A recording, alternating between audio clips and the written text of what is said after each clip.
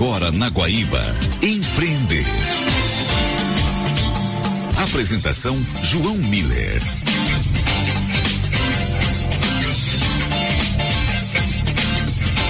Olá, bom dia, amigos. Nesta semana, o Empreender recebe o empresário e fundador da startup Moda Online, Nathan Muji.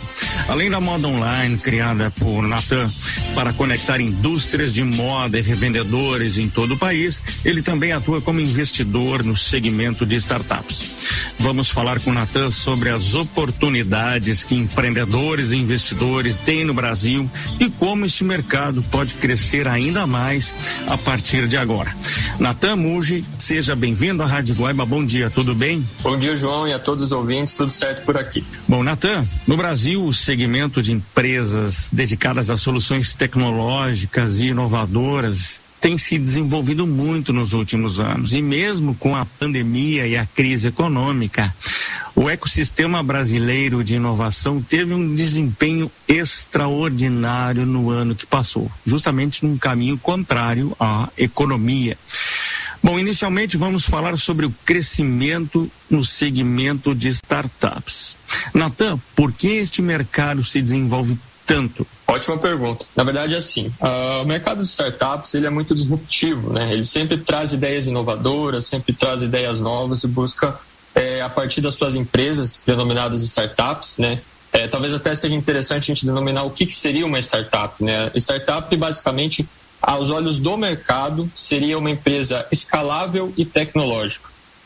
Para ela ser uma empresa escalável, tecnicamente, ela teria que aumentar a sua receita e proporcionalmente não aumentar as suas despesas, né? Ou seja, se eu tenho uma empresa que, por exemplo, atende 10 clientes via WhatsApp, que é um aplicativo de mensagens muito utilizado hoje no Brasil por muitas empresas, eu tenho um faturamento através desse canal de vendas. Se esse meu faturamento aumentar e as minhas despesas não aumentarem proporcionalmente, eu tenho uma empresa escalável. Ou seja, se hoje eu atendo 10 clientes e amanhã eu atendo 20 clientes, eu não tenho necessariamente que colocar mais um vendedor através do WhatsApp. Isso se torna escalável.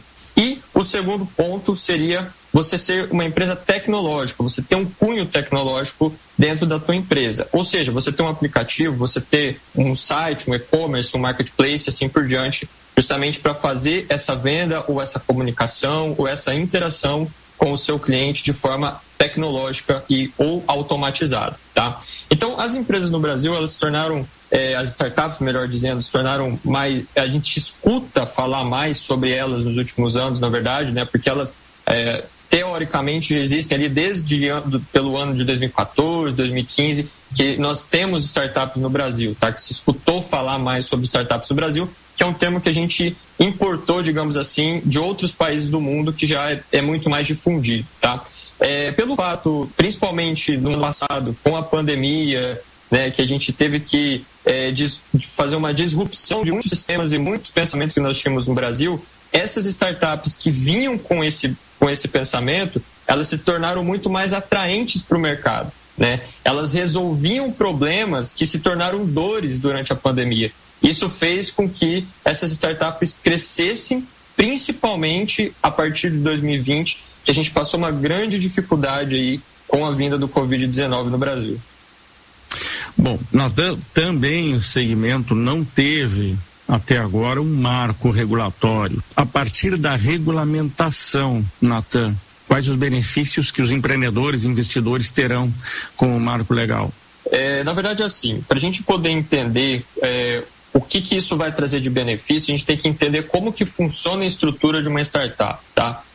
Na minha opinião, como empreendedor, um dos principais benefícios é que o investidor, que tem um papel extremamente importante dentro de uma startup, ele diminui um pouco o risco dele.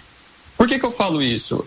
Se tratando de investimentos, não só do mercado de startups, mas também de ações, de imóveis ou qualquer outro tipo de investimento, basicamente eles têm duas teses, que seria a de rentabilidade e a de segurança na transação, né? Um dos pontos de rentabilidade, startup consegue resolver muito bem, ok? Esse é o primeiro ponto. Startup, ela costuma ou duplicar o valuation, ou triplicar, quadruplicar, fazer 10 vezes o seu valuation Para quem não sabe o que é valuation é o tanto que aquela empresa vale aos olhos do mercado, e entre também outros pontos a serem considerados, tá? Esse seria o valuation da empresa.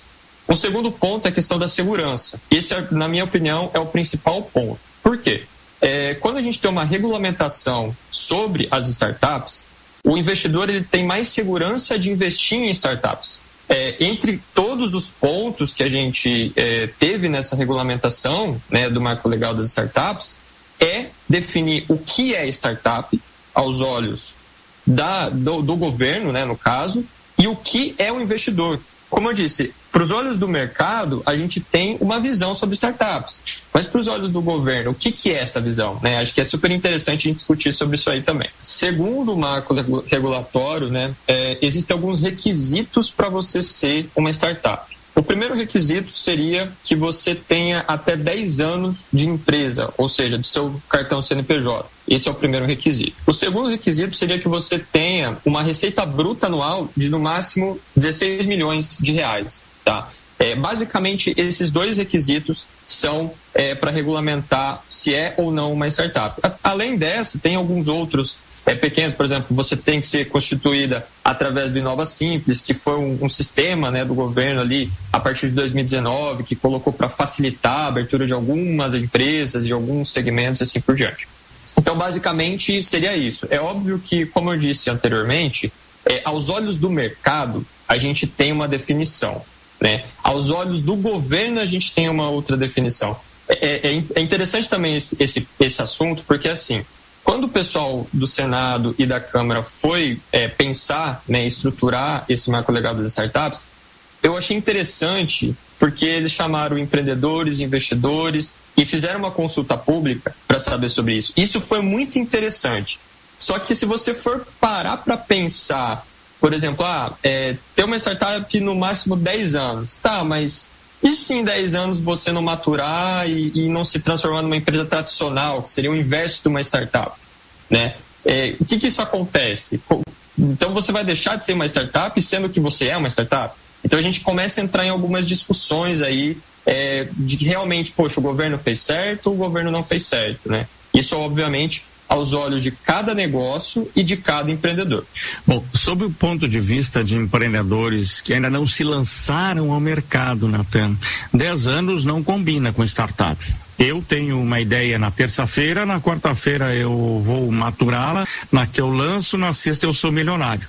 Existe uma característica ou uma visão, pelo menos, do público em relação à startup, de ser uma empresa muito nova? Na verdade, assim, as pessoas elas entendem como startup uma empresa nova pela própria nomenclatura, start, né, que vem do inglês início. Hoje, ela pode...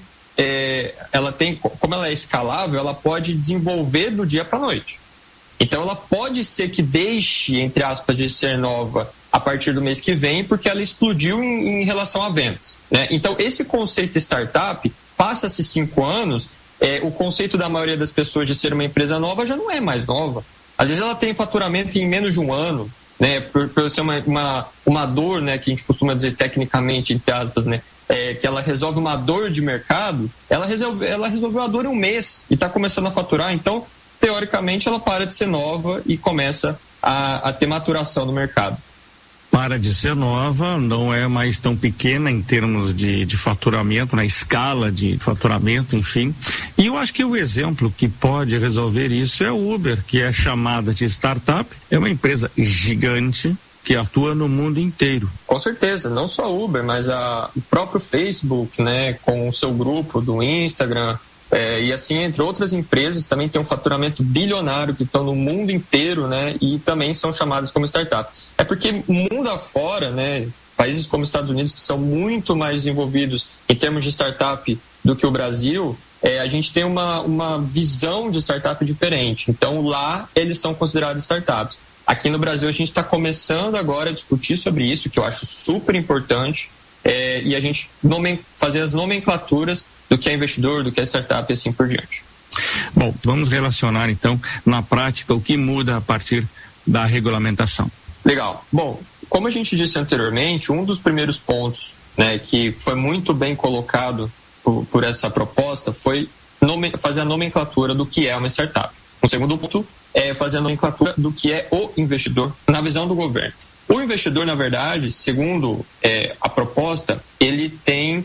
eles colocaram, né, algumas nomenclaturas, tipo crowdfunding, equity, dentro da empresa, que são alguns termos que a gente importou, né, dos Estados Unidos também, que dizem basicamente, por exemplo, equity, a porcentagem que o sócio tem dentro da empresa. Um outro ponto referente ao ponto do investidor, que eu acho super importante, e daí volta aquele assunto da segurança do investidor estar investindo numa startup, tá? Que é o isolamento do investidor sobre qualquer responsabilidade na startup. Como você está como investidor da empresa, você coloca o seu dinheiro na empresa e você não tem responsabilidade jurídica e contábil daquela empresa. Ou seja, a empresa quebrou ou a empresa teve um processo, não vai acontecer nada com o investidor.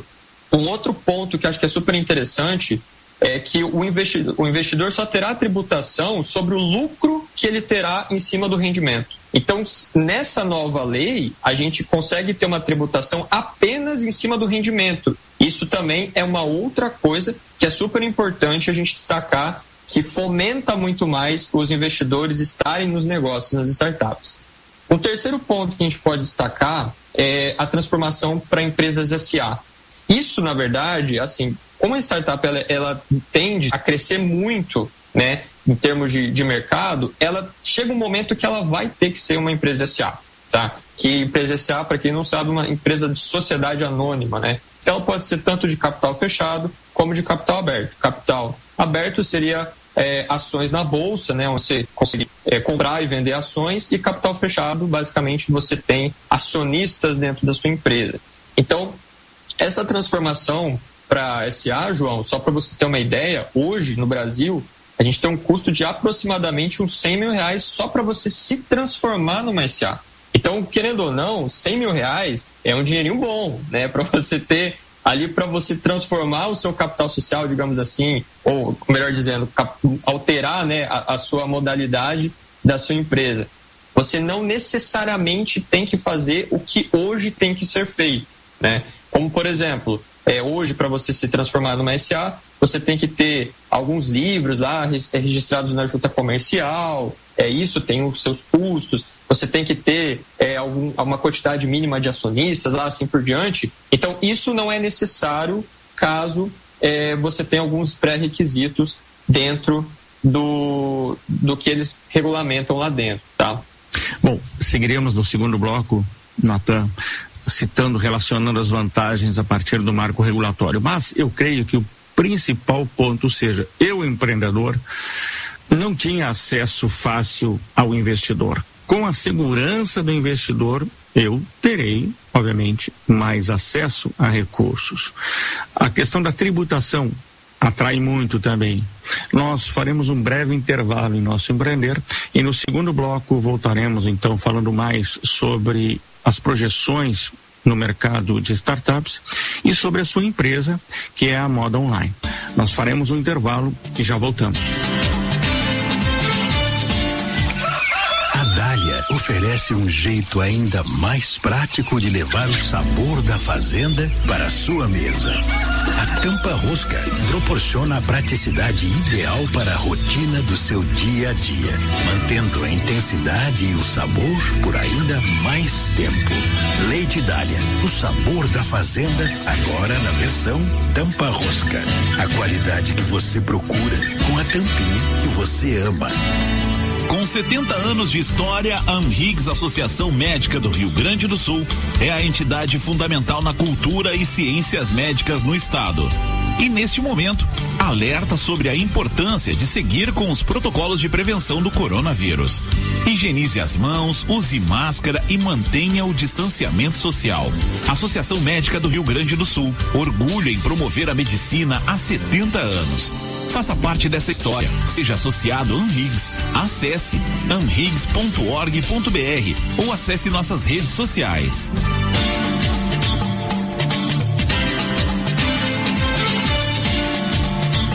Você está ouvindo na Guaíba Empreender com João Miller.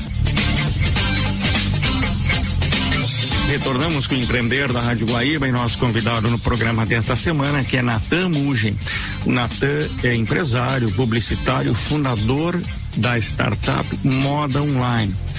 Natan, nós concluímos o primeiro bloco de nosso Empreender falando sobre os benefícios para o mercado de startups a partir da regulamentação do setor.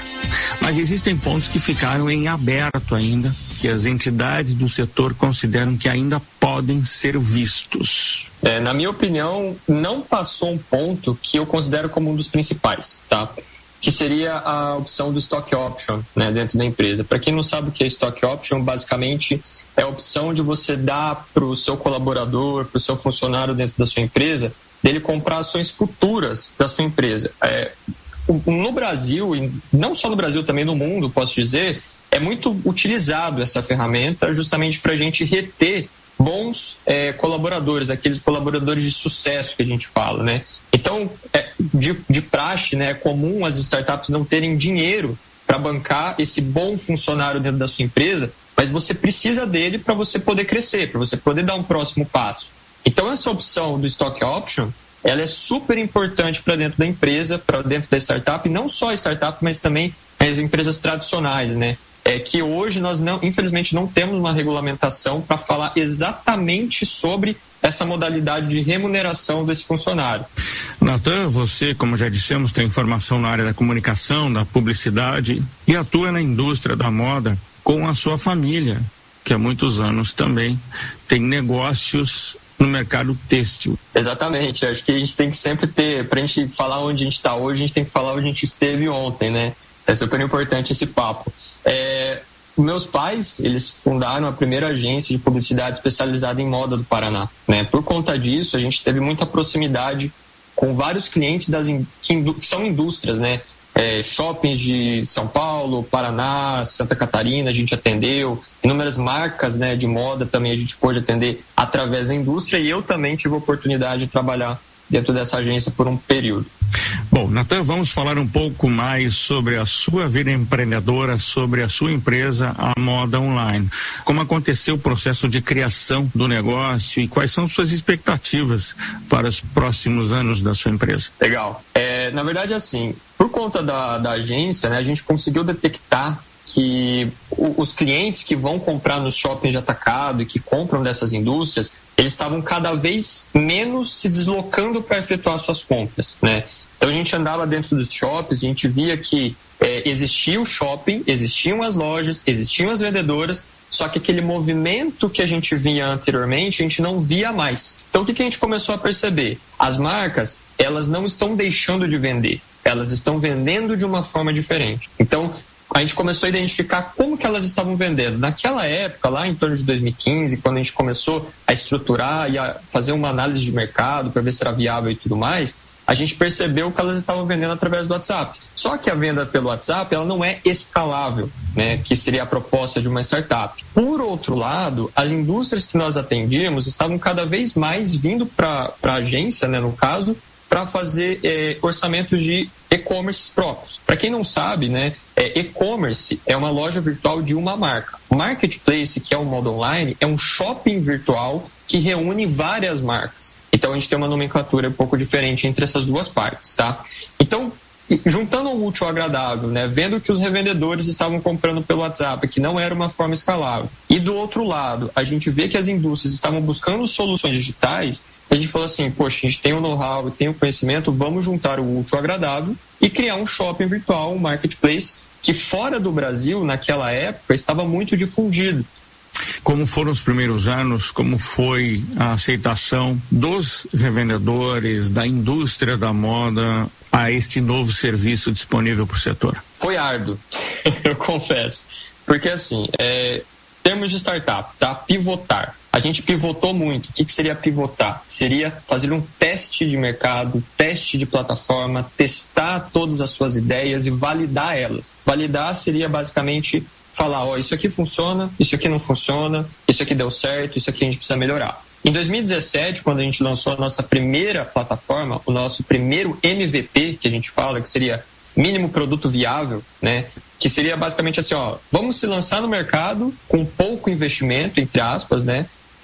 e vamos testar. Foi isso que a gente fez em 2017. Até 2019, a gente testou. A gente chegou à seguinte conclusão: a nossa primeira plataforma não vai atender o mercado. Então a gente já teve uma pequena quebra aí de ideias que a gente tinha inicialmente. Segunda conclusão: existem inúmeros pontos dentro do nosso sistema que têm que ser melhorados ou implementados. Então a gente partiu para basicamente jogar tudo que a gente tinha feito no lixo, infelizmente, até me dói o coração dizer isso, mas a gente fez isso e começamos do zero. De novo, essa curva dentro da startup, ela é normal, tá? Você coloca de novo no mercado, testa, não deu certo, identificou os erros, tenta de novo. E assim por diante, até você chegar no produto perfeito. No ano passado, em 2020, a gente recebeu um investimento, o que fez com que da Stars Aceleradora, o que fez com que a gente refizesse a nossa plataforma e nos reinserisse no mercado a partir de 2021.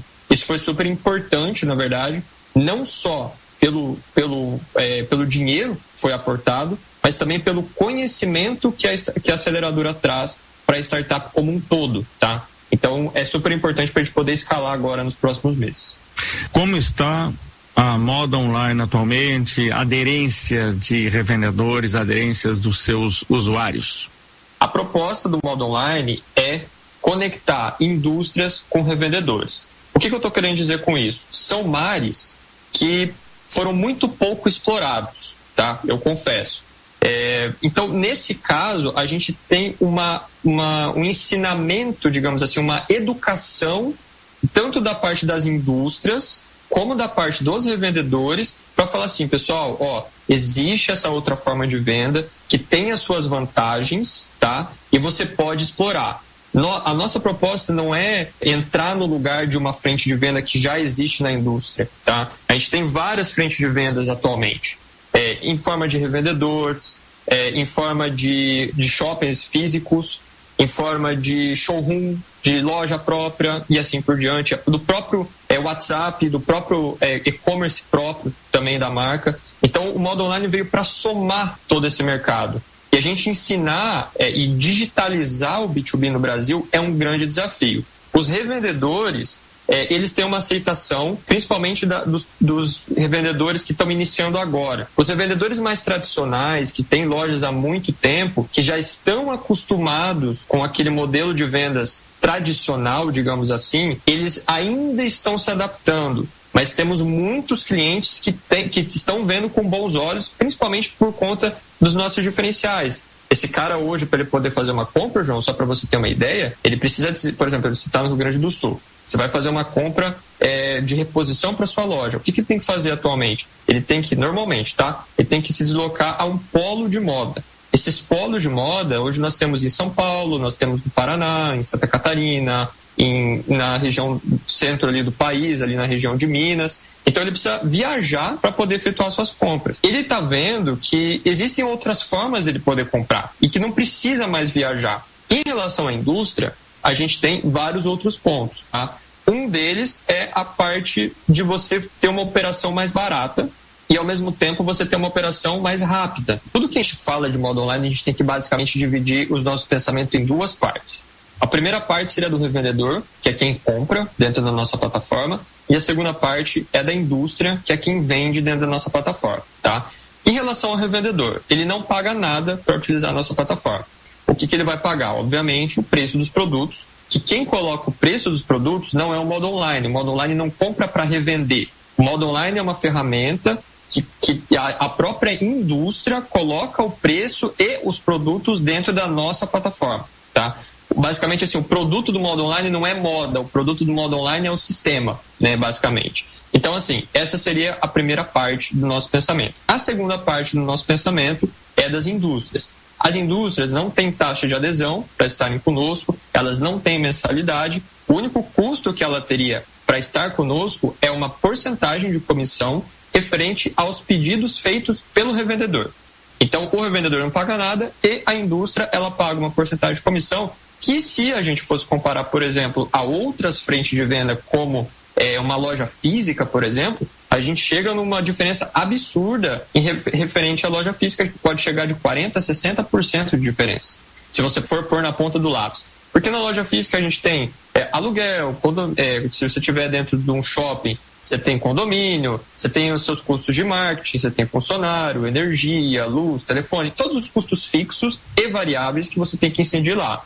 No modo online, você tem apenas a comissão, né? E além disso, outros custos que você absorveria dentro da loja física, como por exemplo, antecipação de recebíveis, análise de crédito, tudo isso, o modo online absorve na nossa comissão.